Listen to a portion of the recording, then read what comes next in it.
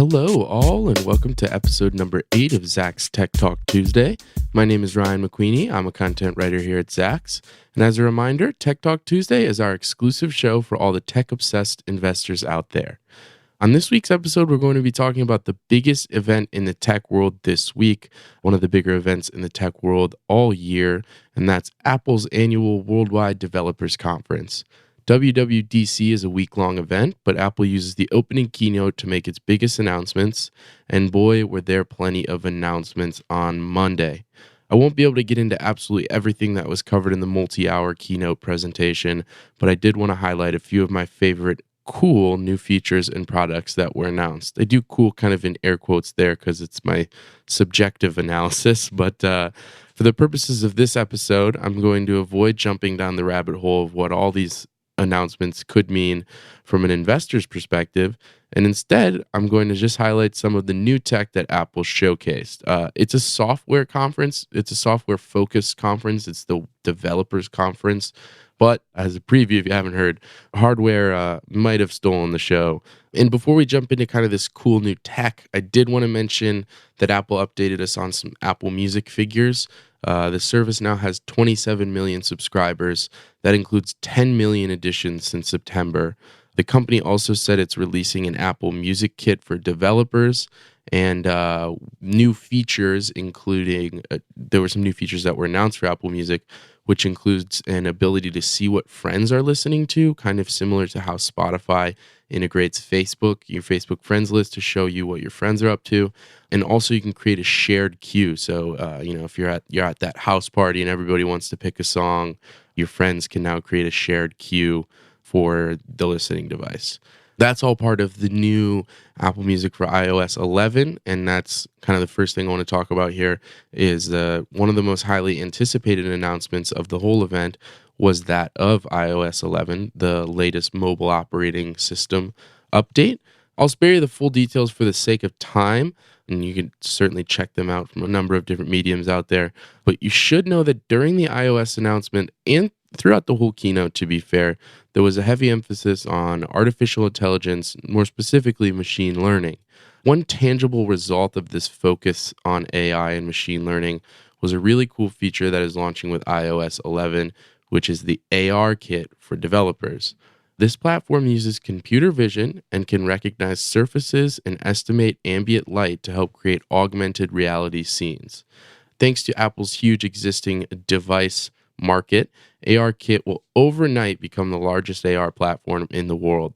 This technology, to me, clearly signals Apple's intentions to latch on to the growing augmented reality trend full force. Of course, we know Snapchat, Facebook becoming major players in AR, and creating a platform like this doesn't really make Apple a competitor to that. It makes Apple a leader in the overall augmented reality space that can actually work hand in hand with these kind of third-party AR players. So, as an example of this, during the keynote, Apple introduced a member of a new AR content studio created by Peter Jackson. You know him from the Lord of the Rings films. Just launched a new AR studio called Wingnut AR. Brought a Wingnut AR representative out for a demo, using an onstage table and featuring the crowd in the background. You could see the crowd on the big screen, really getting that cool AR feel to it. They kind of displayed this dramatic sci-fi fight right there on the table, played out live on stage. And if nothing else, it was really effing cool. It really mind-blowing AR technology right there out of the box. I also wanted to spotlight some of the Mac stuff.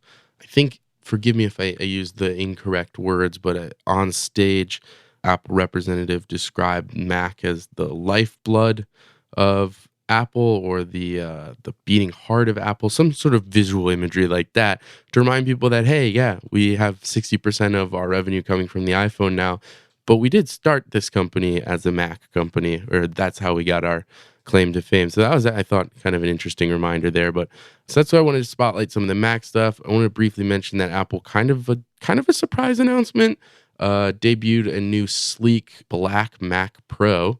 They also announced the latest Mac OS, an update to the current Sierra OS called High Sierra.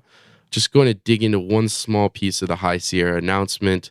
That was the debut of Metal 2. the update to Apple's Metal graphics processing technology. What's so cool about Metal 2? Well, Apple now will be able to support virtual reality.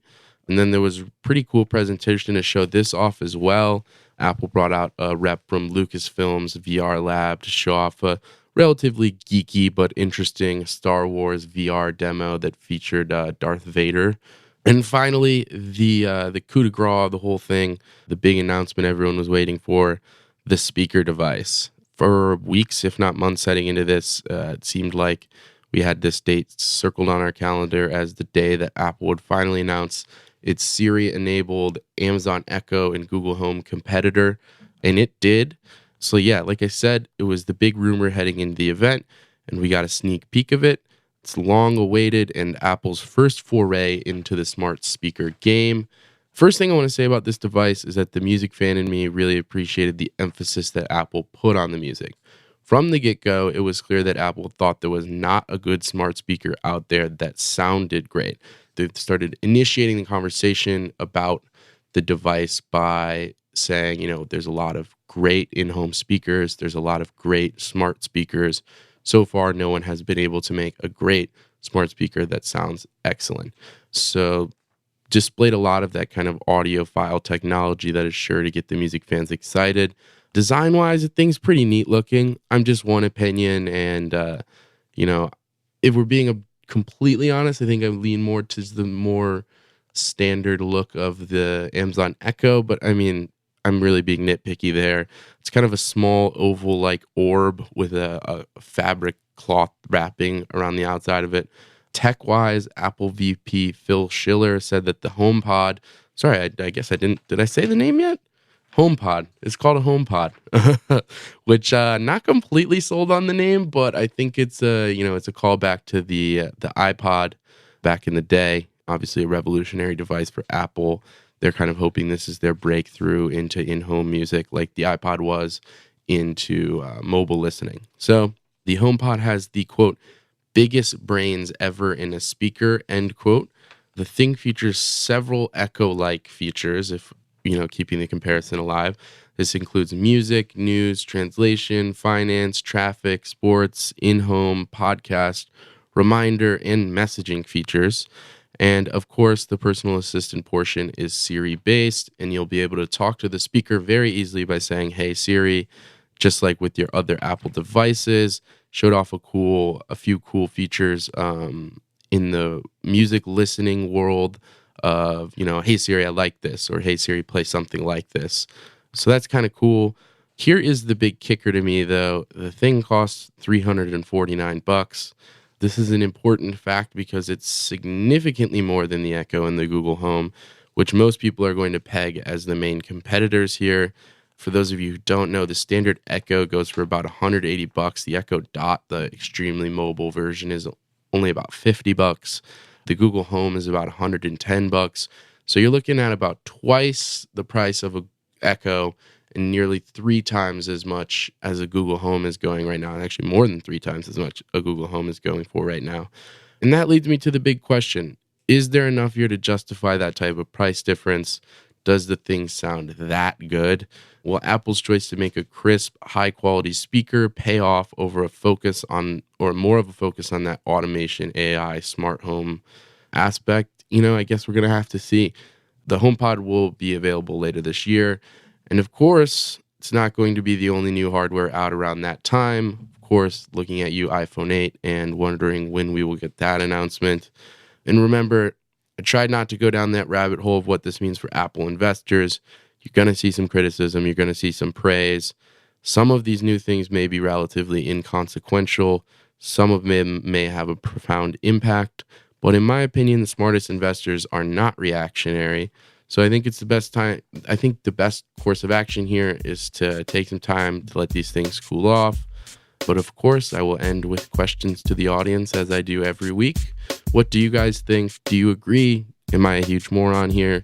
Did I miss the actual coolest thing that Apple announced at WWDC? Please let me know. You can shoot us an email at podcast@zax.com. You can also check out all of our other exclusive audio content at zax.com/podcasts. Remember to subscribe and leave us a rating on Apple Podcasts. Thanks again for joining us. We will see you next time on the Zach's Tech Talk Tuesday.